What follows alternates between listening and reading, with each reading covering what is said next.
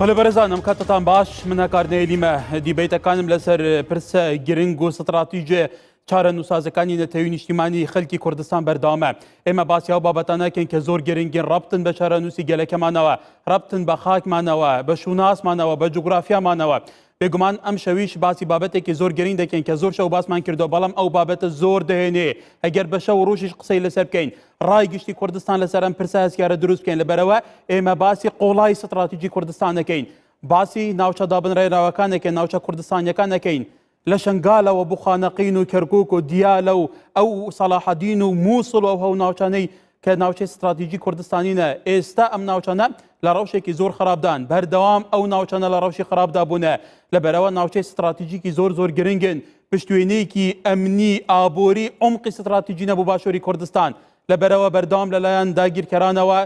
لەلایەن حتا وڵاتە ئەقلیمیەکانەوە ئەم ناوچانە مستهدەف دەکرێت. کەرکووک ئێستا لە ڕەوشێکی زۆر مەترسیداردایە. پارێزگارە سەپێنراوەکەی کەرکووک دەست بۆ خوێندنی کوردیە بە، دەست بۆ ڕوخاندنی ماڵ و ملکی کوردە بە، دەست بۆ پرۆسەیەکی تعریبی مەترسیدار دەبا، دەست بۆ تەغزیەکردن و لەخۆگرتنی پاشماوەکانی داعش و کەسوکاری داعشەکە. لە شنگال بێگومان حەشدی شەعبی بەردەوامە لە هەناردنی هێز، شاندنی هێز بۆ شنگال. یعنی تا ئێستاش لەم ئەخیرە 3 لیوای حەشدی شەعبی بۆ شنگال ڕۆیشتون. لەوانە باسی نوجەبا و باسی حزبوڵاکەن کە دوو گروپی تونتراوی ناوی حەشدی شەعبینە، خەریکە شنگال بەرەو شەڕێکی هەرێمی دەڕوا وەکو چاودێرەکان دەڵێن. سەرنجتان ڕاکێشم سێمیوانی زۆر باشم هەیە. لە ناو کەرکووکیش خەڵک هەیە قسەمان بوو بکە دەردە دڵی خۆیان دەڵێن لە کەرکووک چی دەگوزارێ گەلو. میوانە بەڕێزەکانم دژوار فایق چاودێری سیاسی لە ستودیو میوانی منە، حەسەن بارام چاودێری سیاسی لە شاری سلێمانی. کای حەسەن بێگومان خەڵکی ئەو منتەقەیە باش ئاگادارە، پێشتریش بەرپرسارەتی هەبووە. لەمان کادا دکتۆر سۆران عەلی پسپۆری یاسایی و شارەزای دەستوریمان لەگەلە لە هەولێرەوە. کاک دژوار لە تۆ دەست پێکەم، بێگومان توش بەرپرسارەتێکی سیاسی زۆر گەورەت هەبووە پێشتر لە کەرکووک، زۆر ئاگاداری ڕەوشی کەرکووکی. لە کەرکووک ئێستا گەشتوتە قۆناغێک، خەڵکی کەرکووک ئەڵێن ئەوانەی کەرکووکیان فرۆشت ئێستا هاتون بەوەی ڕووی خۆیان سپیکەن لە بەردەم ئیدارەکەی ڕاکانجبۆری، خەریکی کۆکردنەوەی زبڵ و خاشاکن لە کاتێکا کەرکووکی بەرەو پرۆسەیەکی تاریبی مەترسیدار دەڕوە. سوپاس بۆ دەرفەتە. کەرکووک قەزەیەکی استراتیجیە، گرنگێکی زۆری هەیە بۆ ئێمە، بۆ ناوچەکە، بۆ عێراق و خاڵی ململانەیە. یاریکەرێکی سیاسی زۆر لە کەرکووک یاریەکە، عەرەبی سونە، عەرەبی شیعە، عێراقی مەرکەزی، وڵاتانی دەوروبەر. کەرکووک کە باس کەرکووکەکەین، ئەو شەیە کەرکووک ئێستا لە دوای 2007 کافی نەبێ بڵێن کەرکووکی داگیرکراوە. ئێمە ئێستا کەرکووک ناوی کەرکووکی داگیرکراوە. ئەوە دیفاکتویە طبعا. ئەیانەوێ ئەو ئەمری واقعا فەرزکەن بەسەر ئێمە، ئەمە بەسەر ناچێت. ئەوانەشی کە ئێستا ئەیانەوێ بە کۆکردنەوەی زبڵ و خاشاک یان بە دامەزراندنی هەندێک کەس وەکو تەرزیە وانیشان بدەن کەرکووک ئارام و کێشە لە کەرکووک نییە و داگیر نەکراوە، ئەوە هەوڵێکی بێهودەیە. نەک لەبەرەوەی ئێمە بیڵێن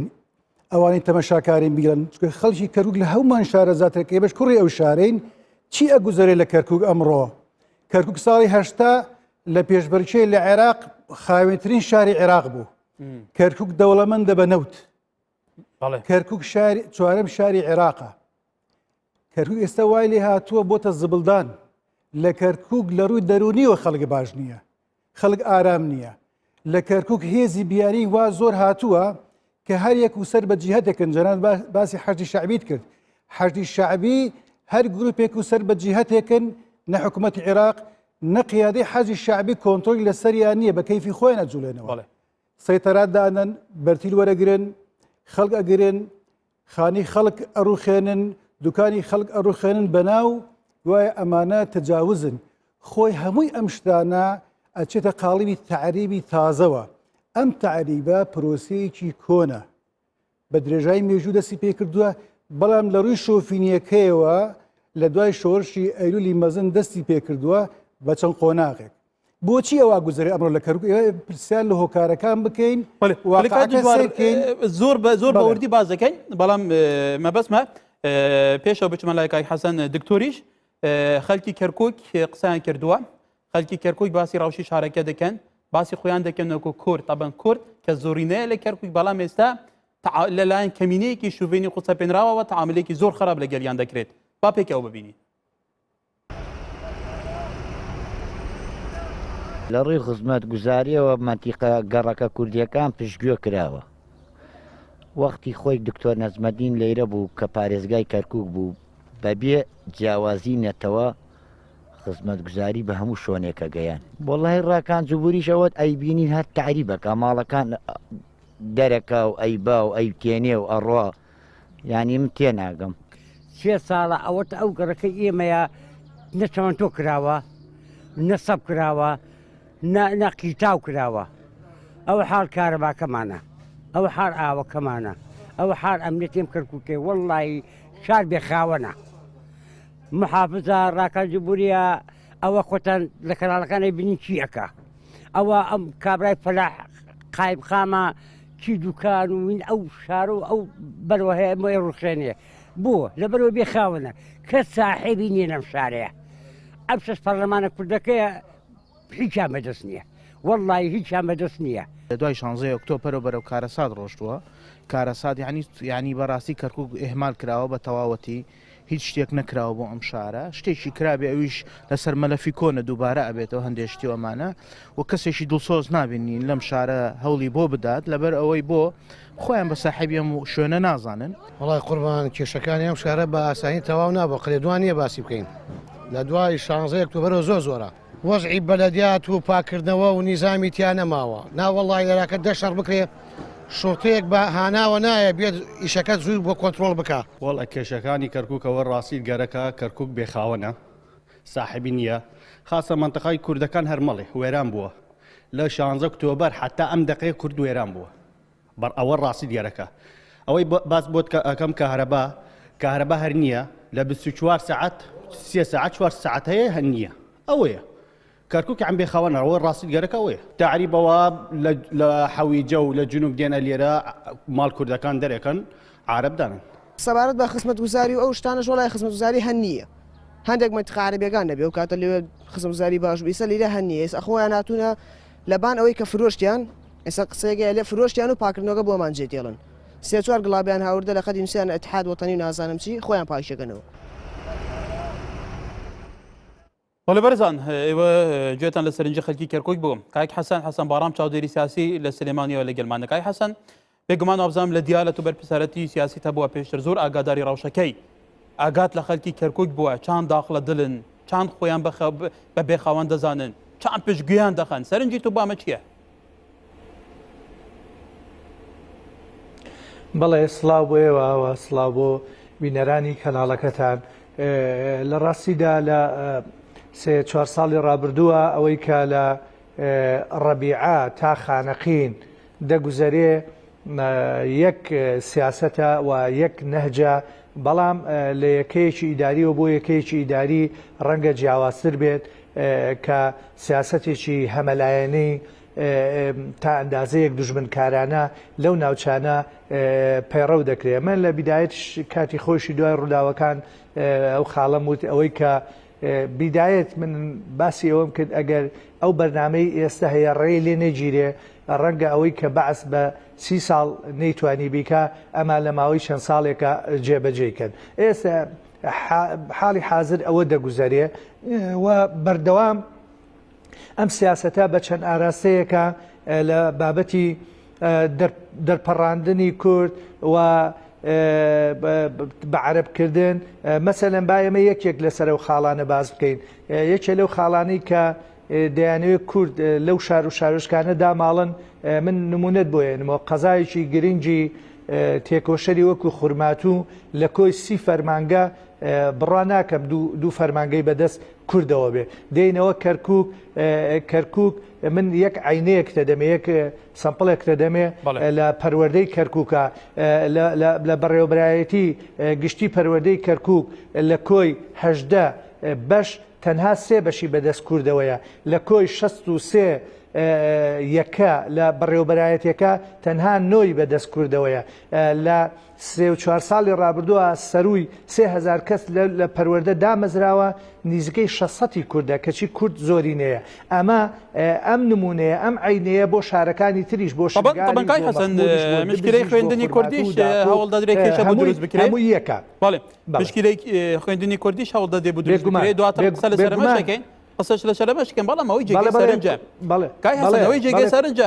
هەموو خەڵک ئەزانێت توش ئەزانی کە کەرکۆک ڕۆبەڕووی ڕەوشێکی زۆر مەترسیە بۆتەوە و نەکەرکۆک هەموو ناوچە کوردستانیەکان لە کاتێکە کۆمەڵێک خەڵکەیە کۆمەڵێک فیگەر هەیە حتا لینکێکی باشیشان لەگەل بەغدا هەیە بەردەوام لەسەر شاشەکان گەرم دەبن باسی کەرکۆک دەکەم ساوانەکردن لەسەر کەرکۆک لە کاتێکە ڕەوشی کەرکۆک بەم شێوەیە گەیشتووە هەنجی بوو تا ئێستا هەڵویستێکی جددی لە بەغداوەش نییە لەسەر و کومارەوە بۆ نمونە پارێزەری دەستورە مادەی دەستور چونیەتی میکانزمی چارەسەرکردنی ئەم ناوچانە داڕشتووە. من ینی لە کۆتایی پرسیارەکەتەوە دەست پێەکەم لە ڕاستیدا ئەوەی ڕوویداوە ئیتر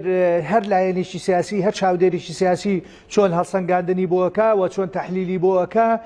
بەڵام دوجار ئێستا قسە لەسەر ئەوەی ڕوویداوە ئێستا کورد دەبێت چی بکە چۆن ڕێگە لە بەعرەبکردن بگرێ چۆن ڕێگە لە هەژمون و هەیمەنەی نەتەوەی سەردەست بگرێ لەو ناوچانە چۆن ڕێ لەو سیاسەتە بگرێت کە بەردەوام وەکو فابریقەیەک وەکو ماچینەیە ئیش بۆ ئەکا بۆ داماڵینی کورد لەو شارە ئەمە قسە جددیەکەیە ئایا بەڕاستی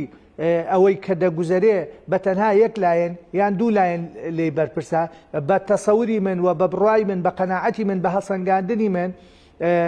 کورد بیەوێ یان نەوێ خۆی بەشێکە کە زەمینەی سازاندووە بۆ ئەوەی کە ئەوەی لەو ناوچانە دەگوزارێ بگوزارێ یعنی تۆ لە 150 خاکەکەت ئەوە دۆخەکەیەتی لەبەر دەستی کۆمەڵێ هێزگەلدان کە بە هەموو ئامراز و شێوازێک کار بۆ سڕینەوەی کورد دەکەن بەڵام پرسیارەکەوەیە لە 4 ساڵی ڕابردووە کورد لە بەغدا لە هەرێمی کوردستان توانێتی یەک هەنگاو بنێ بۆ ئەوەی کێشەکان چارەسەرکە من لێرەوە پەیام ئەوەیە دڵنیای ئەدەم ئەمە قسەی هەموو تاکێکی ئینسانی کوردە لەم وڵاتە هەر کاتێ ئەم هێزانە یەکگرتوو بن قیادەی سیاسی کورد یەکگرتوو بێ دام و دەستگاکانی هەرێمی کوردستانی یەکگرتوو بێ لێرە و لە بەغدا بڕواتان هەبێ هەم دەتوانین لە بەغا ئستۆپێک بەو سیاسەتە بکەین و هەم نەیارەکانیشمان ناتوانن بەو شێوەی کە ئێستا هەیە وەکو کەلاکێک لە 50 خاکی کوردستان لە بەردەست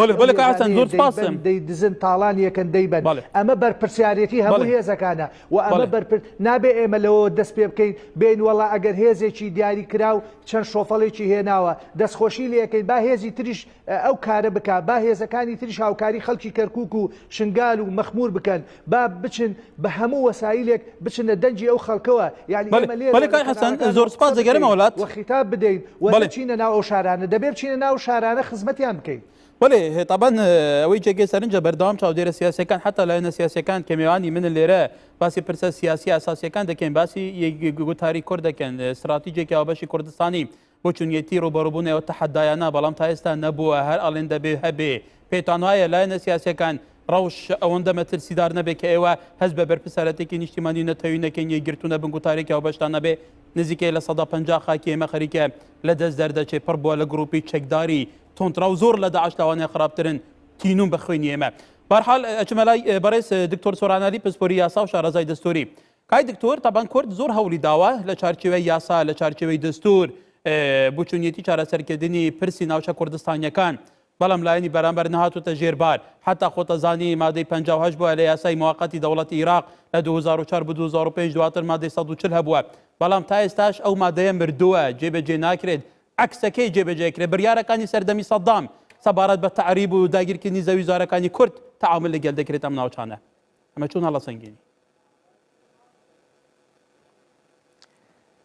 بەنای خۆی گەورە سڵاو بۆ بەڕێزێت سڵاو بۆ هەردوو میوانەی بەڕێز و بۆ بینەران هەڵبەتە ئێمە باس لە کێشەیەک دەکەین کە ئاڵۆسترین کێشەیە لە دووبارە بنیانەوەی عێراقی نوێدا کە بڕیار وابوو لە دووبارە بنیاتنانەوەی عێراق هەموو پێکاتەکانی عێراقتیایە بەشدار بن و پێکەوە ژیانێکی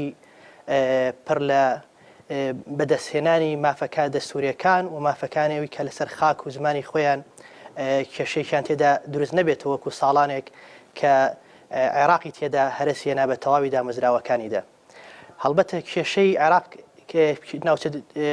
دابڕێنراوەکان یاخود بە مستەلەحە دەستوریەکە ناوچە ناکۆکی لەسەرەکان و بە مستەلەحی یاسایی کوردستانی ناوچەکانی کوردستانی دەرەوەی ئیداری هەرێمی کوردستان دەتوانم بە وەسفی کە ئاڵێم ئاڵۆسترین کێشەیە لە دووبارە بنیانەوەی عێراقدا لە بەروی چەند بوعدێکی لە خۆی گردووە بە ئەسڵ بە خۆی کێشەیەکی تاریخی کێشێکی سیاسی بووە کێشێکی نەتەوەی بووە و پاشان ویسومانە لە ڕێگای دەستور و قانون و معالەجەی بکەین و پاشان چەند ڕەهەندێکی تر تێدا تێکەڵ بوو لەوانە جگە لەوەی کە ئەم بابەتە کێشەیەکی ناوخۆی دەوڵەتی عێراقدا بەڵام ئەمە تەحویل بووە بۆی کەوا کێشەیەکی ئیقلیمی لە حاڵی ئێستادا و تا حدێک لە ئایندەدا ئەگەر بەم ئاراستەیە بڕوا دەکرێت بێتە کێشەیەکی نێودەوڵەتیشدا هەروەکو ئەو هەرێمە بە نێودەوڵەتیانەی کێشەکانیان دەرەوەی سنووری خۆیان بۆ معالەجەکردنی تەدەخلیان کردووە لەبەرەوە ئێمە تەنها ڕێگەیەک لە دووبارە بنیاتنانەوەی عێراق پەنامان بوو ڕێگەیەکی دەستوری چونکە ئەو اتیفاقیە و مەرجەعە بوو کە ئێمە ویسمان دووبارە داخل بینەوە بۆ عێراق بە ئازادی تاکتاشی هاوڵاتیانی عێراق لەبەرەوەی یەک لە هاوڵاتیەکانی عێراق دەنگی بۆ دەسوورەکە داوە و بۆ ئاراستەیە دەنگی پێداوە کە ئەو مافە دەسووریانەی کە تێیدا ئیقرار کراوە بەدەستی بهێنێ و ئەو زوڵم مستەمەی کە لە ڕێژەمی پێشودا کراوە جارێکی کە بسڕێتەوە و گەڕانەوە بێ بۆ پێش ئەوەی کەوا ستەمەکەی لێکراوە بەڵام ئەوەی کە ئێستا دەبینرێ نەگەڕانەوەیە بۆ ئەو مەرحەلەی کەوا ستەم و هاوڵاتیانی ناوچەدا بڕێنراوەکان تێدا بینیویانە بەڵکو ئێستا بە ئاراسەیەکی منەظەمتر و وەسریعتر تێدا دەبینرێت بەڵێ دکتۆر طبعا خۆتەزانی مەسەلەی دەستور یاساییەکان دکتۆر طبعا بە یارمەتیت حتا ڕێککەوتنی نێوان حکوومەتی هەرێمی کوردستان و حکوومەتە فیدرالیش هەیە بوو نمونە لەسەر شنگال بەس کۆمەڵی گروپی چەکداریتر هەیە پابندی ئەو ڕێککەوتنە نابن ڕەوشەکە تەسحیترەکەن ئەوە مەسەلەی دەستورە پابند نابن پێوە کەواتە کورد چۆن هەوڵ بدات کە ئەم مافە دەستوریە و ئەم ڕێککەوتنە فەرمیانە جێبەجێ بکرێت لەسەر ئاردی واقع پەنابوو چێ ببا ئێمە بەر لەوەی کە باسی ڕێککەوتنەکان بکەین ئەو دقا هێزی یاسایانی کە زۆر لە ڕووی هێز و پابندبوونەوە گەورەتر وە بەهێزترن لە دقەکانی ڕێککەوتنامە لایەنەی دووەم بەرامبەرمان جێبەجێ ناکە دقی دەستوری زۆر لە دقە یاسایەکان بەهێزترن و دقە یاسایەکان زۆر بەهێزترن لە ڕێککەوتنامە سیاسیەکان ئەوان بە تەواوی پرۆسەکەدا لەگەڵتانین بەڵکو لە ئێستادا ئەگەر هەرێمی کوردستان تەنها معالەجەکردنی بۆ ئەو ناوچانە پەنابردن بێ بۆ ڕێکارە دەستوریەکان لە حاڵی ئێستادا کە هیچ هێزێک و توانایەکی هوەری و هەروەها جێبەجێکاری لەو ناوچانەدانە بە دەرەنجام نەتیجە و جێبەجێکردنی ئەو مادە دەسووریانش لە خەتەردا دەبێت بە شێوازێکی کە ئەگەر بەڕوونتر بە هەموو لایەک بڵێم ئەو ڕێکارە دەسووریانی کە باس کراون بۆ معالەجەکردنی ئەو ناوچانەی کەوا بە مصطلحی دەسووری دەڵێن جێناکۆکن ئەگەر ئێستا تەنها لایەن بۆ جێبەجێکاری ئەو دقە دەسووریانە بکەوێتە ڕێکار باشتر وایە هەرێمی کوردستان بۆ خۆی ڕێگر بێ نەهێڵی ئەو مادە دەسووریانە لایەن ئەوانەوە جێبەجێ بکرێن چونکە تەواوی هەموو ئەو پێداویستیانەی کە لە بەردەستی حکوومەتی فیدرالیدایە نەتیجەکە بۆ ئاراستە دەچێت کە هەرێمی کوردستان خوازیاری نابێت و ناوچەکانیش تێیدا متەزەرر ئەبن بە خەڵکەوە بە خاکیشەوە بەڵێ دکتۆرە گەرمە وڵات زیاتر قسە لەسەر پرسێکە دەکەین ئێمە بەشێک لە مافی خۆمان تێدا بەڵێ دکتۆر ئەگەرمە وڵاتەکەیت کاک دژوار طبعا ڕەوشەکە بەم شێوەیە حتا لە ئێستاژە ڕەوشەکە خەریکە تەسحیتر دەبێت ئەوە بنمونە لە شنگالە بەردەوام گروپی حەشدی شعبی دەبرێتەوەرێکە کۆمەڵی گروپەیە گروپی توندن ئەم گروپانە باستاوە دەکرێت طبعا کە جێبەجێکاری ئەجندای وڵاتانی ئەقلیمینە لەولاوە تورکیا تادی دەکا هەنی خەریکە لە شنگال شەڕێکی ئەقلیمی زۆر بەهێز دروست بێ ئەوە مەسەلەی کەرکووکیش بەم شێوەیە حتا لەسەر کەرکووی مادەی 140 هەیە لەسەر شنگال ئیتیفاقی هەرێمی و بەغدا هەیە بەڵام خەلکانێکی تری خەلف القەوالیس لە حکوومەتی عێراق بەهێزترن دێن تەحەکومەکەن کورد چۆن تەعامل لەگەڵ ئەم عەقلیەتە بکە ئێمە چۆن تەعامل لەگەم عەقلیەتە بکەین ئەبێ بگەڕین بۆ هۆکارەکانی کە عێراقی گەیان بە ئەمڕۆ بە تایبەتی دوای ساڵی 2009 دوای نووسینەوەی دەستور جەنابەت باشت باس کردووە یەک لە هۆکارە هەرە سەرێکی و مەزنەکان کە عێراقی والێکەوە نەک منطقەی کوردستان با بڵێن تەدەخولاتی دەرەوەیە بە تایبەتی تەدەخولاتی ئێران لە ڕێگای حزب شیعێ باڵەدەستەکان لە پەرلەمان ئەو یەک لە هۆکارەکانە تەدەخولاتی دەرەوە دووەم ئەوەیە کە دەستور جێبەجێ ناکە ئەو خاڵانەی کە لە بەرژەوەندی ئەوانە ئەیکەن ئەو خاڵانەی کە لە بەرژەوەندی عێراقیەکانە نایکەن بە تایبەتی مادەی 140 سێم لە عێراق مەبدەئی فەسڵ سوڵتان نییە دەسەڵاتەکان ئەو حزبە شیعێ باڵەدەستانە کە بە شێوە لە شێوەکان زۆری دەنگیان هێناوە لە عێراق تەدەخل لە هەموو شتێکەکەن فەربوو لەم دوایە ئەوە 2 ساڵ ئیتفاقی بینی حکوومەتی هەرێمی بینی حکوومەتی عێراق هەیە لەسەر نەوت لە پەرلەمان ناهێڵن دەرباز بێ ئەمە خەتەرێکی زۆر گەورەیە ئەمە وای کردووە تعریب دووبارە بێتەوە بە شێوەیەکی زۆر خەتەرناک تۆگە سەری عێراق بکەی 2003 سەداو نەما حەزی بەعس و قەومەچەکانی عێراق شۆفینەکان نەمان بەس عەقلەتی شۆفینی عەرەبی ئەگەر لە جاران تونتر نەبێ وەکو خۆیەتی اینجا ئێستا عەقلەتێکی مەذهبیش نەک باڵێن تعریب و تەشیع دێن لە کەرکووک ڕسمی خەڵکی تری بیانی خەڵکی شیع بڵاوەکەن بۆیە قەزیەکە زۆر ئالۆز بووە ئەگەی جازم بدەین چی پێویستە بیکردنەوەی کە باست کرد یەکەم شت یەکریزیە ئەبێ کورد بۆ خۆی یەکریز بێ ئەبێ چی مشکلێکمان هەیە چ ناکۆکێکمان هەیە جیاوازی لە بیر و بۆچوونمان هەیە لە بەڕێوەبردننی ئەم وڵاتە لە کوردستان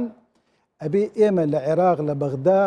یەکریز بین یەکدەنگ بین لە پێناوی ئەو ناوچە کوردستانی کە من پێڵم ناوچەی داگیرکرا و جێناکۆک نییە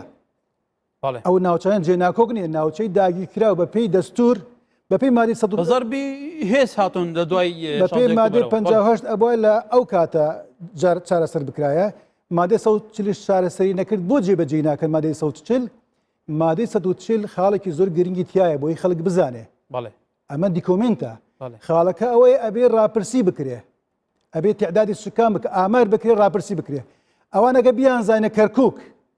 100 عەرەب لە کورد زیاترە دەیان کرد ڕۆژی دۆم دەیان کرد کە نایکەن ئەبێ خەڵک بزانێ لەبەرەوەی تا ئێستا زۆری نەکوردە لە 57 کە ئیحسایان کردو ئیحسای 57 ئیحسایەکی باوەڕ پێکراوە لە وڵاتانی ئیقلیمی لە دەرەوە لەو کاتە کورد لە 48 بۆ 52 لە کەرکووک بەڵێ کاک دژوار سەرنجێک هەیە ئەڵێ ئیجازەم بدەی باسی ئەوەش بکەم ئێمە چی بکەین ئەوەی کە پرسیارت کرد ئەوەی ئێمە کە یەکریزیمان هەبێ لە بەغدا داکۆکی بکەین لەسەر جێبەجێکردی ئەو مادە دەستوریایی کە پەیوەندی بێ ئێمە بە تایبەتی مادەی 140 ئەگەر نا ئێمە شکات بکەین هەرچە محکەمەی اتحادی شەلل بووە شکات بکە لە محکەمەی اتحادی لێرە شکات بکەین لە دەرەوە شکات بکەین لە UN ئەگەر نا خەباتی مەدەنی بکەین ئەبوایە ئێمە لە 2017 لە داگیرکاریەکەی 16 ئۆکتۆبەر خەباتی مەدەنیمان دەست پێ کردە شیعارەکەشی جێبەجێکردنی تر هەیە ئەڵێن کورد لەسەر دەمی بەعس و هەموو سەردەمەکانی ڕابردووە کورد ئامادە نەبووە وابەستەی و تەسلیمی سیاسەتی تعریبە لە کەرکووک بەڵام ئێستا تەواجدی کۆمەڵێک هێزی کورد لە کەرکووک حتا پشگیریکردن طبعا هەندێک لایەن لە ڕاکانجەبووری سیاسەتەکانی ئەوە خۆی شەرعیەدانە بە پرۆسەی تعریبکردن کرد بۆ ئەوان ماوقفێکی زۆر تند وەرناگرن لە بەرامبەرەمە ئێمە بمانە نەمانوێت ئێستا بەشێکین لە عێراق بە زمانەی ئەوەنی هەرچی عێراقی بکەین پێڕازی بین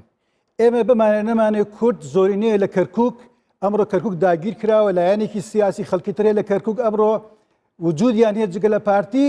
معنای ئەوە نییە ئەوەی ئیدارەی داگیرکاری کەرکووک ئەمڕۆ ئەیکا ڕاکانجبووری ئەیکا ئەوان ڕازی بن پێی لەوێن کاتی خۆی هەڵەیەکی سیاسی گەورە کراوە لەوێ ماون ئەوانەی لەوێن ئەوانی لە دەرەوە ئەوێن ئەبێ ڕەفزی ئەم سیاسی تعریبی ئەمڕۆ کە هەیە لێوی بیکە لەبەرەوەی کورد هەمووی پێڕازیە نەک کورد لە کەرکووک نەک کورد لە کوردستان کورد لە دەرەوە لە هەندەران لە پارچەکانی تر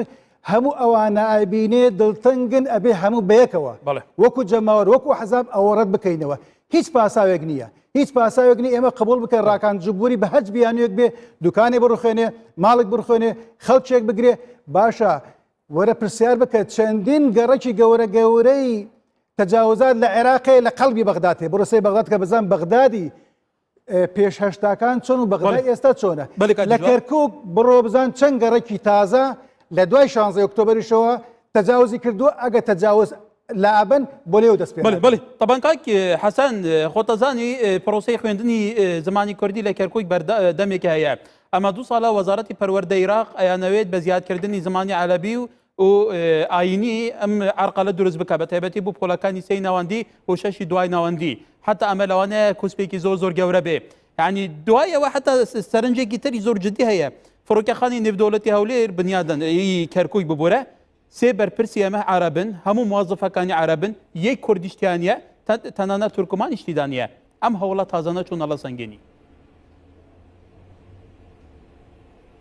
بەڵێ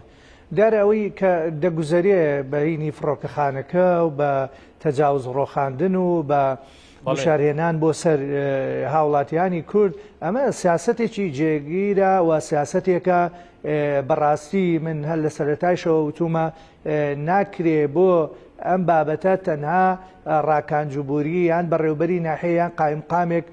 تاوانبار بکەین بەڕاستی ئەمە پرۆژەیەکی ترسناکە لەوە گەورەترە کە ئێمە لە زوومی کامیرەکانەوە پێمان وابێ پارێزگارێک یان مدوناحەیەک ئەم سیاسەتە لە دژی کورد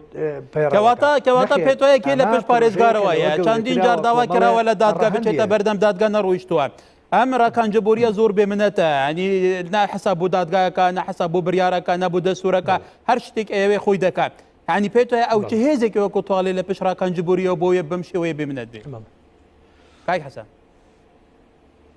من بڕوام وایە ئەو حتا دەگاتە لوتکەی دەسڵات لە عێراقا لە ئاسی جاجیادا پشتگیری ئەو پرۆژە و بەرنامانەی کە ڕاکان و هاوشێوەکانی ڕاکان جێبەجێیەکەن بەردەوامە و ئەمە سیاسەتێکی بەرنامە بۆ داڕێژراوە سیاسەتێک نییە شتێکی هاکەزایی نییە حەمە چەشنەیە کە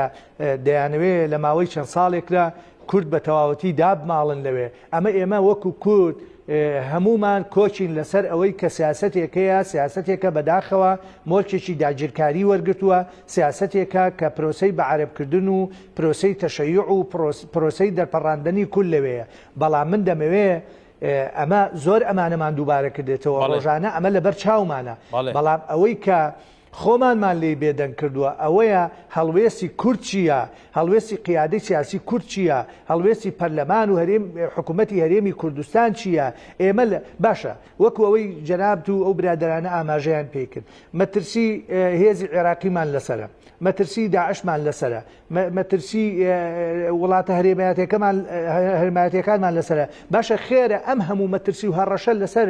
قوارە و خاک و نیشتمانی ئێمە هەیە یعنی سەرکردایەتی سیاسی کورد چاوەڕوانی چییە بۆ نایەن یەک بگرن بۆ نایەن گفتوگۆ و استراتیژیەک دابڕێژن کە بتوانین ڕەدعی ئەو سیاسەتە دوژمن کارانە بکەینەوە ینی بەڕێزان لە ڕاستیدا ئەوەی لە دژی کورد دەگوزارێ بەشێکی باشی هۆکارەکەی کورد خۆیەتی سیاسەتی هەڵەی کردووە ئیدارەدانی هەڵەی کردووە بۆ پەیوەندیەکانی لە نێوان خۆیان خرا یانی من حەزەکەم لەسەر قسەی کاک دژوار و قسەکانی جەنابەت کاتم بێ هەندێک ئەوە بکەیت بەڕاستی ئەو هێزە چێە لە کەرکووکە پشتگیری ڕاکان جوبوریەکە تەحەداکەم هیچ هێزێکی گەورە و بچووکی کورد پشتگیری ڕاکان ناکە ئێمە حەق نییە بەم چەشنە خوێندەوە بکەین و گۆمەکە لە خۆمان تەڵختر و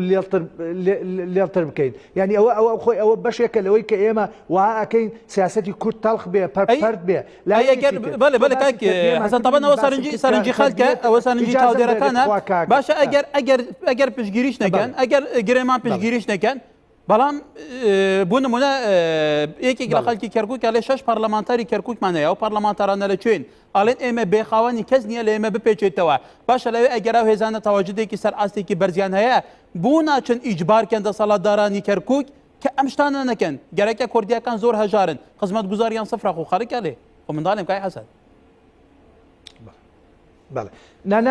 من دوێنە لە کەرکووک بوومە کارەبای نیشتمانیم نەبینی کاک ینی خۆ من هاتوێ و ناوچاناکەم ئەمە دەزانمە قەت لەبە کێشەوانی بەڵام تۆ پێتان وایە کێشەی لە سا پەنجای خاکی کوردستان باسی هەموو ئەو سیاسەتە دوژمنکارانە دەکەین کە لەو ناوچانە بەرقەرارە و پەیڕەو دەکرێت ینی پێمان وایە لێرە قیادەی سیاسی کوردی پاڵی لێ بداتەوە ئەو شەش پەرلەمانەمان هەیە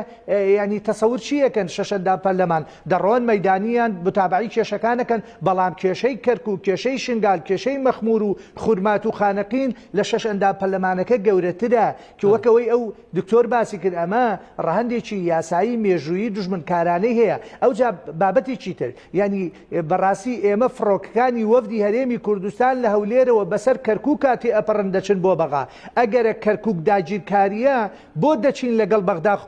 مفۆزاتەکەین و داوای قوتی خەڵکەکەین ئەگەر بەڕاستی پێتوانیە کەرکووک ئێستا مورگێکی داگیرکراوی هەبێ کای حەسەن ئێمە بۆ دەچینە بەغا پێتوانیە واقعی کەرکووک واقعیکی داگیرکراوە بەڵام قسەکە لەسەر من یەکەم کەس بوومە وتومە داگیر کراوە یەکەم کەس وتومە ناوچەی داگیر کراوە من یەکەم کەس بوومە هەر لە 2017 ئەم قسەیە بگرۆ بەڵام من قسەم لەسەر ئەوەیە ئێمە وەکو کورد چۆن مامەڵاکەین مامەڵێکی بەڵێ کە ئازان سەرنجت گەشت ئەو پرسیارە لە دکتۆرەکەم کەرکووک و خورمات و مەخمور بکەیت نەخێر ئیجازەم بدا ئەبێ بچینەوە ناو کەرکووک و شنگال و مەخمور لەوێوە خەباتی مەدەنی خەباتی سیاسی خەباتی جەماوەری دەست پێ بکەین دژی ئەو سیاسەتی کە پەیڕەو دەکرێت و کۆمەڵی ئامرازی تر هەن کە بیگری بەڵێ حەسەن ئەکید باسی شنگاری شەکەین باسی دیالە شەکەین باسی ئەو ناوچانەش دەکەین ناتوانین چارەسەر بەڵێ باسی هەموو ناوچەکانیش دەکەین بەڵێ دکتۆر ئەمەوێ سەرنجی تو لەسەرەوە بگەن هەرێمی کوردستان قوارەیەکی دەستوریە هەرێمێکی فیدرالە لە چارچێ عێراقێکی اتحادی گرتوودا هەرێمی کوردستان مؤسساتی فەرمیخۆی هەیە سەرۆکاتی هەرێم هەیە سەرۆکاتی حکوومەت هەیە سەرۆکاتی پەرلەمان هەیە سەرۆکاتی دادگا هەیە ئەو هەموو مؤسساتە فەرمیانە هەیە لە چارچێوەی مؤسساتە فەرمیانە تەعامل لەگەڵ بەغدا دەکەن بێگومان ئەو هێزانێک کە زۆرینەی دەنگیە خەڵکیان هێناوە وەکو حکوومەتێکی ئیتیلافیان پێکهێناوە چ پێویستەکە ئێمە باسی لایەنە سیاسەکان بکەین هەکەرت و مؤسساتی فەرمی تەبێت تەعامل بکەن بۆ ئەو لایەنە سیاسەیە وەکو زۆر جار ئەڵێن هەندێک جار ئەستن ئەرقەلە دروستەکەن بۆ ئەمە زۆر دقیقە کێشەکەمان کێشەیەکە لە نێوان دوو تەرەفدا تەرەفێکیان خاوەندارەتیەکەی هەرێمی کوردستان دەیکا بە تەواوی مؤسساتەکانیەوە تەرەفەکەی تریان دەسەڵاتی اتحادیە و لەسەر ناو کێشە لەسەرەکان محەلی نیزاعیانە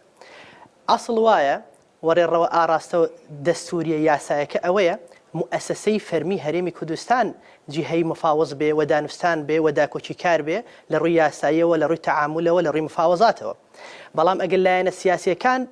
بەلایەنێک یاخود بە پەیوەندیەکانیان یاخود بە هەر جۆرێکی تر عاملی باش بن بۆ بەدەستهێنانەوەی مافەکان مانع نییە بەڵام ڕای فەرمی هەرێمی کوردستان لە ڕێگای فەرمانگە و دامەزراوە دەستوریەک یاسایەکانەوە دەبێت ئەمە لایەک لایەکی ترمان هەیە ئێمە مخاتەبەمانەگە دەسەڵاتی فیدرالیایە خۆ دەسەڵاتی فیدرالیش ئێمە خۆمان وەکو هەرێمی کوردستان نوێنەرانمان لەوێ هەیە لە هەردوو دەسەڵاتەکەدا دەسەڵاتی یاسادانان و دەسەڵاتی تەنفیزیشدا مادەی 140 مەسئولیەتی جێبەجێکردنی کردوتە سەر دەسەڵاتی جێبەجێکردن لە حکوومەتی اتحادیدا زۆر وازەحە دەسەڵاتی جێبەجێکردن لە دەسەڵاتی اتحادیدا لە دوو بەش پێکاتەوە بەشێکیان حکوومەتن کە ئێمە تێیدا بەشدارین و بەشێکیان سەرۆکایەتی کۆمارە کە لە سەرتۆپی دەسەڵاتەکە کورد بەڕێوەی دەبا ئەگەر چی لێ وەکو مؤسسەیەکی عێراقیە بێت تەعامل بکە بەڵام مەسئولیەتی جێبەجێکردنی مادی 140 لە کۆتایەکیدا دەکەوێتە سەر دەسەڵاتی جێبەجێکردن ئەمە لە لایەکدا ئێمە لە حاڵی حازردا لە ئەنجومەنی نوێنەران تا ئێستا لەم دەورەی انتیخابیەدا تەنها لیژنەیەک نییە بۆ متابعەکردنی جێبەجێکردنی مادی 140 کە ئەمە نەقسێکە تا ئێستا پرسیار کراوە لە ئەندامانی پەرلەمانی کوردستان عێراق ئایا نوێنەرانی کورد پرسیارەکە بۆ ئاراستە ناکەن بۆ سەرۆکایەتی پەرلەمانی عێراق بۆ لیژنەی جێبەجێکردنی مادی 140 لە ڕووی متابعەوە کوا شەیە دوو هەمیان لە حکوومەتدا لیژنەی تەنفیزی هەیە بۆ جێبەجێکردنی مادی 140 نییە سێهەمیان ئەگەر هەموو ئەم مەرحەلانە گەیشتە بنبەست مادەی 140 تەواوی ناوەڕۆکی مادی 58 بۆمان نەقل کردووە دەڵێ ئەگەر لە حاڵەتێکدا هەموو ڕێکاریەکانی مادەی 58 گەیشتنە ئەوەی کە جێبەجێ ناکرێ کە ناگەن بە ئەنجام دەبێت سوڵتەی تەنفیزی ئەم بابەتە بگەێنێت بە دیاریکراویش دەڵێ ئەنجومەنی سەرۆکایەتی ئەنجومەنی سەرۆکایەتی کە نەقل بۆ دەستوری نوێ یعنی سەرۆکایەتی کۆمار دەبێت ئەم بابەتە بکە بە نێودەوڵەتی بکە چونکە ئەگەر لە بابەتی نێوخۆی عێراقدا بە پێوەرە دەستوریەکان حل نەکرا پێویستە نەقلی لایەنی نێودەوڵەتی دکتۆر مەبەستمەوە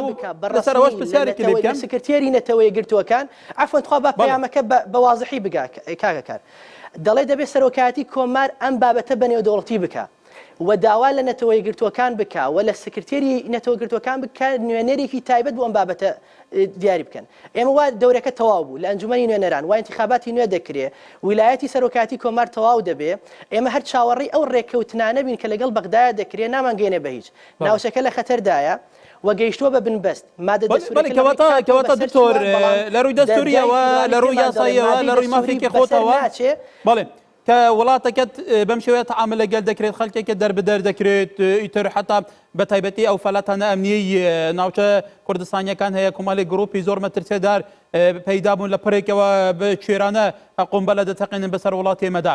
یعنی هەرێمی کوردستان حتا خۆتەزانی یۆنامی بۆ کوونەتەوەی گرتوەکان چاودێری ڕێکەوتنەکانەکە بنمونە چاودێری ڕێکەوتنی شنگالی کردووە بەردەوام هاتوچوو هەیە بەڵام ئەوەش ناتوانن زەخت بکەن ئەوەش خەڵک لەوانیش بێ ئومێد بووە کەواتە کورد چونکە لەسەر ئاستی نێودەوڵەتی کە پێی بڵێ خاڵ ها مافەکانی ئێمە بەم شێوەیە پێشێل دەکرێت لە عێراق. ئێمە ئەبێ لە هەموو بوعدەکانەوە ئێمە هەوڵی خۆمان بین. یەکەمیان لە ناوخۆی خۆماندا دەبێت دەنگی داکۆچیکردن لە ناوچە جێناوەکان ئەبێ هەمومان یەک دەنگ بین. چی وەکو موئەسەسات، چی وەکو لایەن، چی وەکو ئەحزابی سیاسی، چی وەکو خەڵک، چی وەکو کۆمەلگای مەدەنی. ئەگەر وان نەکرێ ئاڕاستەی ئێمە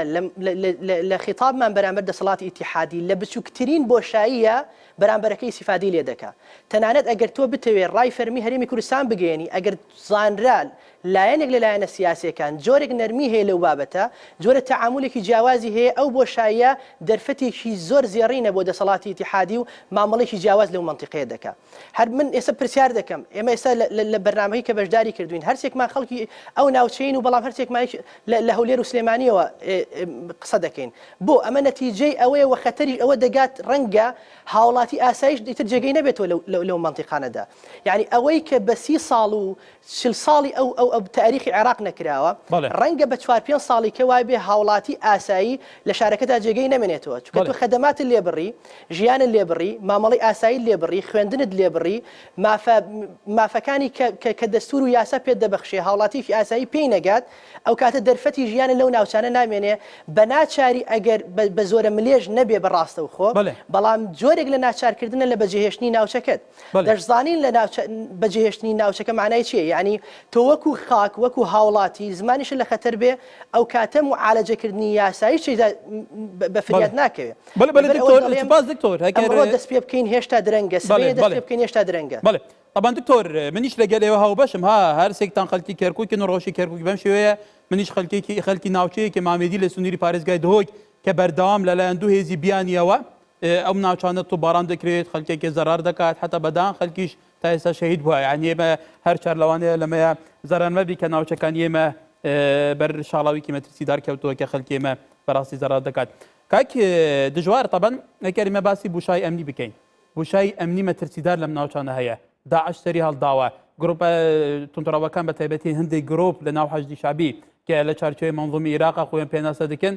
ئەمانە بەڕاستی هەندێک جار هەوڵی زۆر مەترسیەدا دەدەن. بۆ نمونە ئەو هێرشانەی بۆ سەر هەرێمی کوردستان ئەنجام دەدەن. ئەم بوشایە ئەمنیە حتا بەرپرسێکی وەزارەتی بەرگری عێراقی شاڵی هەوڵێکە لەگەڵ هەرێمی کوردستان ڕێک بکەین بۆیە ئەم بوشایەن پڕ بکەینەوە. پێت ئاشتێکی وابێ؟ ئەگەی ئیجازەم دەی وەڵامێکی برای بەرز کاک حەسەن بدەمەوە کە ئێمەڵێن داگیرکراوە ئەو ناوچانە بە کەرکووکیشەوە هەموو خەڵکە زانێ ئەو واقعە تۆ لە شاری خۆت لە شەنگار لە خانەقین لە دووس لە کەرکووک نەتوانانی ئاڵای کوردستان هەڵکەی نەورۆز بکەیتەوە داگیرکراوی یعنی چی؟ تۆ هێزی کوردی بوونی نەبێ ئەمن و ئاسایشی کوردی کە بە تایبەتی کەرکووکیان پاراست لە داعش ئەمن و ئاسایشی کوردی نەبوایە کەرکووک وەکو مووسڵ و شارەکانی تری لێ هات. ئێستا قەدەغە بێت تۆ ئاڵە هەڵکەی ڕۆژنامە نووسان ئێوە چەند جار کامێراکانی کوردستان تەلەڤیزیۆنەکانی کوردستان چەند جا گیران بەدەست حەجی کەرکووک ئەمە داگیر کراوە. اینجا من وەکو کوردێک وەکو کوردستانیەک وەکو هاوڵاتیەک وەکو سیاسیەک منەمەوێت کوردیەک ریز بێ حکوومەتی هەرێم بۆیە ئەچێ لەگە بەغدا مفاوەزاتەکە 1994 خەڵکی کوردستان بە زۆربەی حیزبەکانەوە بەڵام هەموو خەڵکی کوردستان گوتیان بەڵێ بۆ ڕیفراندۆم، بەڵام غەرب ئەمریکا دەوروبەر ناچاریان کردین ئەبێ لەگە بەغدا ڕێککەوین. ئەگەنە ئێمە بڕیاری خۆماندا بۆ لە 2007دا ئەمە ئەوی تریش ئێمە ئەمانەی کوردیەک ریز دێ بەیەکەوە بچن داوا جێبەجەکردنی مادەی 140 بکەن. بەداخەوە کۆرۆنە و وەزعی اقتصادی وای کرد عێراق تەرکیزی تەنها لەسەر میزانی و پارەیە، باسی شتەکانی تر ناکە. بۆیە بەڵام بزانیاری کات دژوار ببوورە ینی لە ناو کۆبوونەوەکانە برادرم هەیە تابان لە ناو کۆبوونەوەکاندان بەڕاستپاردەی سەرۆکی حکوومەتی هەرێمی کوردستان لە ناو کۆبوونەکاندان لە ئەجندا بەهێزەکان ئەوەیە مەسەڵەی تاریب مەسەلەی ناوچە جێنەکۆکیەکان حتا ئەبزانە پێش 2 ڕۆژ سەرۆکی حکوومەت تویتێکیش کرد باسی ڕەوشی مەترسیداری ئەم ناوچانەش کرا.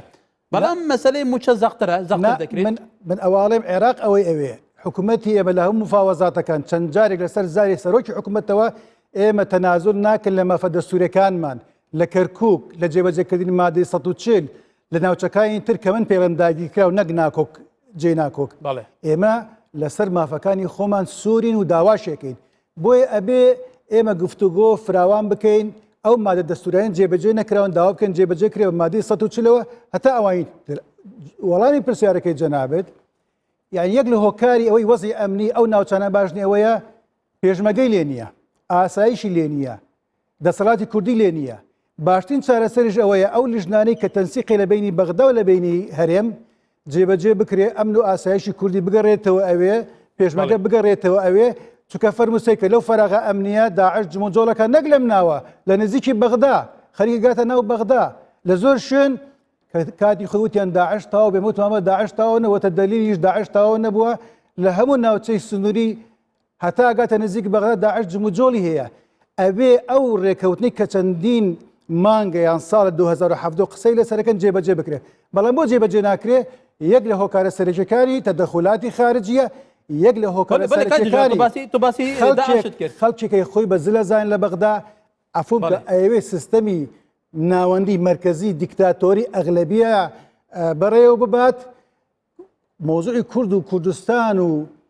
مافەکانی کوردیان شەماعەیەک فەشەلەکانی خۆیان پێی هەڵەواسن بە حسابی ئەوەی لە هەڵبژاردننیدا هەلو دوو کورسی زیاتری پێوە بێنن بەڵام ڕۆژتر لە داقۆق لە هەفتەغار چارەسەر بەرگەڕانی پێشبەرگەیە لە داقۆق لە هەفتەغار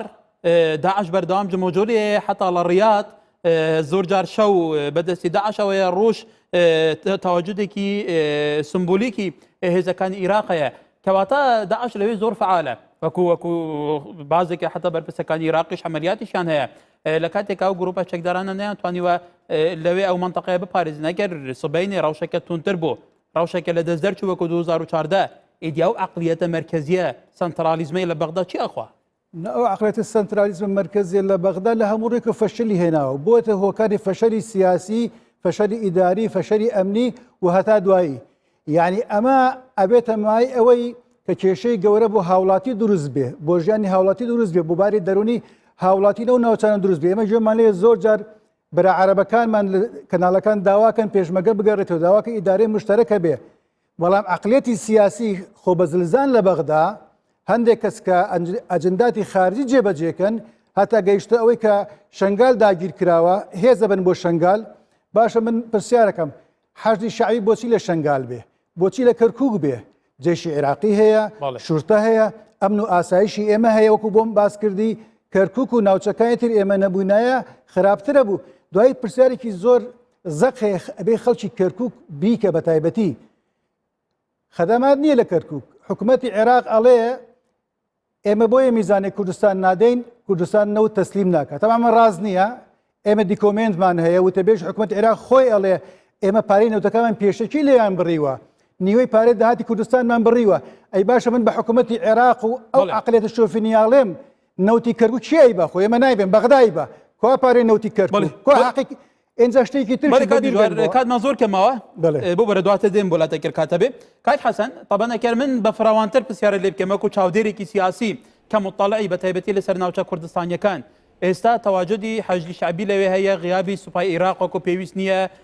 بێگومان هێزی پێشمەرگە خۆتەزانی تەواجد لەو منتەقە نییە ئەگەر ئێمە لە شنگالیشەوە دەست پێ بکەین سەیلی وای حەشدی شعبی براوەتە شنگال باسی نوجەبا باسی حزبوڵاش دەکەن کە دوو گرۆپن بێگومان بە تایبەتی ئەمریکاوانە تومەتبار دەکات جێبەجێکردنی ئەجندای وڵاتێکی ئەقلیمین کەواتە تەواجدی ئەم هێزانە لە ناوچە کوردستانیەکان تا چەند مەترسیەکی جدیە بوو سەرارێ چۆن تەعامل لەگەڵ ئەمە بکرێت من پێشەوەی وەڵامی من بەمە دوو تعقیبمەیە لەسەر قسەکەی دکتۆر و لەسەر قسەکەی دژوار با بە کورتی ئەوە بکەم سەبارەت بە مادەی سەوچێل تەبان دکتۆر لە ڕووی یاساییەوە بۆیە ڕوا لە ڕاستیدا لە ئێستادا ئەگە کورد بانگەشەی ئەوە بکە مادەی سەوچێل جێبەجێ بکرێ عەرەبەکان زۆر ئامادەن هەموو پێکاتەکان ئامادەن و کورتیدا دۆڕاوە بێ ناخێر دەبێت پێش ئەوەی قسە لەسەرەوە بکەین مادەکە جێبەجێ بکرێت دەبێت تەتبیع بکرێتەوە دەبێت هەرێم ببێتەوە تەرەفێ ببێتەوە دەسڵات و کورد لەوێ ببێتەوە ژمارە و تەتبیع بکرێ ئەو جا قسە لەسەر تەتبیعی دووەم بکرێ بە پێی مادەی سەوچل ئەمە یەک خاڵی دووەم کاک دژوار سەبارەت بەو قساری کە کردی من ئەو دیار لە یەکتی ئەگەین چی دەڵێن من هیوادارم تەنها کەرکووک نەبێ ینی بۆ بۆیشێتی و بۆ پارتی بۆ هەموو هێزەکان لە ڕەبیعە و شنگالەوە تا دەگات خانەقین یەک پاکێجە یەک حاڵەتمان هەیە یان یەک حاڵەتە ئەگەر داگیرکراوە بێ هەمووی داگیرکراوە ئەگەرە ئەگەر پێمان وابێ نابێت لە کەرکووک بچین بەشداری پرۆسی هەڵبژاردن بکەین و نابێ بارەگامان بگەڕێتەوە نابێ بیر لەوە بکەینەوە لە مەخموریش و لە شنگالیش و لە مووسلیش بارەگامان بگەڕێتەوە و نابێ بچین نوێنەریشمان نەبێت لە پرۆسی هەڵبژاردن بەشداریکەی ناکرێ ئێمە بەس تەنها کەرکووک بۆ هەندێ مەبەست بۆ هەندێ ململانێ بەکاری بێن ئەمە یەک خاڵێکی تر سەبارەت بە وەزعی ئەمنی کە پرسیارت کرد لە ڕاستیە بوونی حەشدی شعبی نەک تەنها بۆ کورد یعنی نەگەڵ تەنها بۆ کورد و بۆ سەر هەرێمی کوردستان مەترسیە بۆ سەر ئەو قوارەی کە پێڵێن عێراقی فدرالی مەترسیە لەبەرەوەی ئێستا ئەوە بۆتە دەوڵەت لە ناو دەوڵەت دروست بووە زوویا درەنگ ئەم دۆخە بەم چەشنە نامێنێ ینی بەڕاستی عێراق خۆی لە بەردەم مەترسیایە یعنی نەکەرە و ناوچانە عێراق خۆی کیانی عێراق ئەوەی کە لە 2023 تا ئێستا بنیاد نراوە لە بەردەم هەڕەشە و مەترسیایە نەک لە بەر هۆکاری دەرەکی لەبەر هۆکاری ئەوەی عێراقیەکان خۆیان بەشی چابوونەتە داردەستی ئەم وڵات و ئەو وڵات و هەریەکێک دەوڵەتێکی لە ناو دەوڵەتێکی بنیاد ناوە سەرچاوی اقتصادی خۆی هەیە چەک و تەقەمەنی هەیە هێزی سەربازی هەیە و دەخالەتەکە لە هەموو کاروبارەکانی وڵات بۆیە ئەمەیە عێراقی بەرەو ئەوە بردووە کە پەلاماری یەکتر بدرێ و دستور جێبەجێ نەکرێ و کورد بیچک بکرێتەوە و ئێستا لە هەرێمیشە ڕەشەمان لەسەرا ئەوەکەوەیە بینین کە لێدانی هەولێر و ڕەنگە شتی تریشی بەدواوە بێ کەواتە عێراق لە بەردەم مەترسیایە ینی ئەبێ ئێمە جگەل لەوەیش داعش ینی ئەبێ ئەوەی داعش نادیدە نەگرێ ڕاستە داعش لە هێزە عێراقیەکانەدا بەڵام بیرمان نەچێ وەکو هاوڵاتیان ئێستا کورد بۆتە ئامانج یان ئێستا کورد لەوێ بۆتە ئامانج بە تایبەتی منطقەی داقو قەفتەغار و منطقەکانی خانەقین جەلەولا دبز لە ئێستادا داعش بە بەردەوام لە فعالیات و لە بەڵێ کای حەسەن تەبەنەوەش پرسیارێکی جددیە زۆر جار باسەوە دەکرێت لەو ناوچانەی کە تو باس کرد بەڵام ئێمە ئەڵێن داعش بە ئازادی هاتوچوو دەکات ئەمەلیات دەکات حتا زۆر جار بێگومان چاوپۆشیشی لێ دەکرێت یعنی پێتوان نییە بۆ ئەوەی پرۆسی تعری بەرفراتان لێ بکەن زیاتر زەوی زاری کورد ئیتر داگیر بکەن حتا تەنسیقیش هەیە لە ناوەندە گرۆپی چەکدار و چەکدارانی داعشیش لە ڕاستیدا ئەگەر واش نەبێت ئەگەر بە ڕاستەو خۆش وان نەبێت بە ناڕاستەوخۆ وایە لەبەر چی لەبەر ئەوەی تۆ هێزی پێشمەرگە بەپێی دەستوری عێراقی و هێزە ئەمنیەکانی هەرێمی کوردستان بەپێی دەستوری عێراقی بەشێکن لە مەنزومەی دیفاعی بەرگری عێراق ڕێگەی پێنادەی وەکو بێگانە مامەڵی لەگەڵاکەی ئەو اتفاقانی کە لە 2 ساڵی ڕابردووە قسەی لەسەر کراوە هەمووی جێبەجێ ناکەیت و پێشێلیەکەی پێت قورسە هێزی پێشمەرگەڵێ بە هاو بەشیت قوربانی بدا و ئەزمموی هەیە لەو ناوچانە ئەمنیەتی ئەو ناوچانە بپارێزێ بەڵام ئاساییە داعش ڕۆژانە پەلاماری لە ئێستادا پێشەوەی من داخلی بەرنامەکە بم لە خوارەوەی بەشیر لە لیوای 16 حەشدی شعبی داوە داعش دوێنە لە منطقەی چەمی ڕۆخانە و خوارەوەی داقوق لە هێزە عێراقیەکانی کەواتە یعنی ئەمەیە پێمان ئەڵێ کە ئەم دەوڵەتە دروست نابێ و ئەبێ کورد خۆی بۆ هەموو ئەگەرەکان ئامادەکە سەرنجی توازە بکاکی حەسەن بەغدا و ڕاکان و حەشد نییە بەرفمان کووردە سەرنجی توازە بۆ سپاس کاک دژوار ئەگەر بە کورتی سەرنجت هەیە حەسەن دووبارە من کاڵێم تطبیقی مادەی 140 من و کاک حەسەن هەموو خەڵکە زانین یەکەم ئەوەیە تطبیع بکرێ بە وەزعا کە خەڵکی کەرگ زۆری لە دەرەوەیە یان دەسەڵاتی ئەمنی و ئاسایش بەدەستمانەوە نییە تەزویرەکرێ چاوسورکردنەوە ئەکرێ غەدرەکرێت ئەوە ناکرێت هی خاڵێکی تریشەیە ئەوەی کاک حەسەن باسی کرد حکوومەت کە مفاوەزاتەکە یان باسی مادەی 140 باسی کەرکووک ناکە ئەوەی کە باس کرا لە شنگار ئەوە بۆ کەرکووکیشە بۆ خانەقینیشە بۆ جەلەولاشە بۆ هەموو شوێنەکانی ترە نقطەیەکی زۆر گەورە هەیە لە بیرمان نەچۆ بەس حەق ئاماژەی پێ بکەین پرسیار بکەین لە سەرۆک کۆمار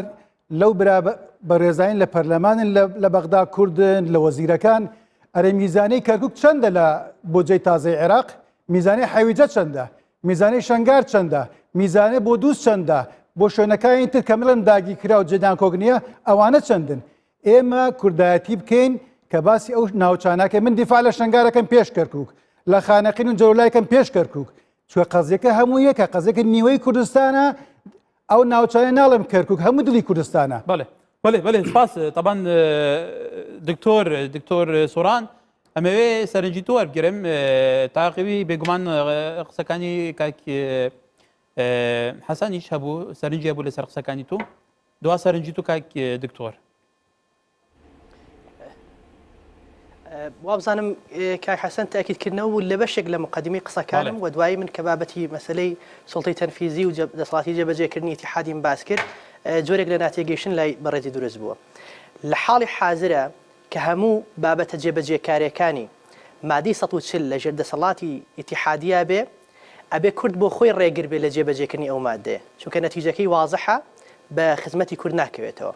بەڵام ئەوەی من باسی دەکەم دەڵێم لە جێبەجێکردنی مادی 140 ئەگەر گەیشتین بە بنبەست دەبێت داوای تەرەفی نێودەوڵەتی بکەین کە وەکو حەکەم بێ نەوگۆکو جێبەجێکار بێ دەسەڵاتی ئیتیحادی ئەو بۆ ڕاستکردنەوەی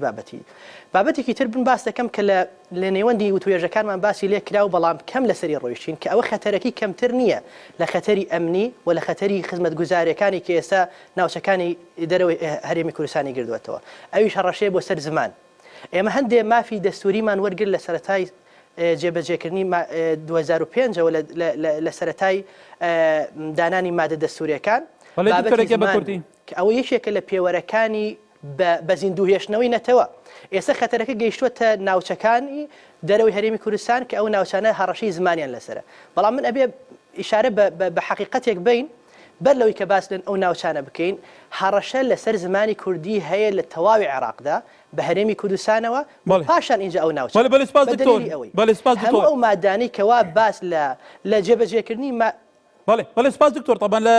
مادەی 4 دەستوری عێراق هاتووە زمانی کوردی لە پاس زمانی عەرەبی زمانی فەرمیان وڵاتێ دەبێت هەموو دەم و دەستگاکان پەیڕەو بکرێت یەکێک لە پەرلەمانتارە بێگومان تونندڕەوە عەرەبەکان ئەڵێ زمانی کوردی هەر تەواجدی نییە لە عێراق زمانی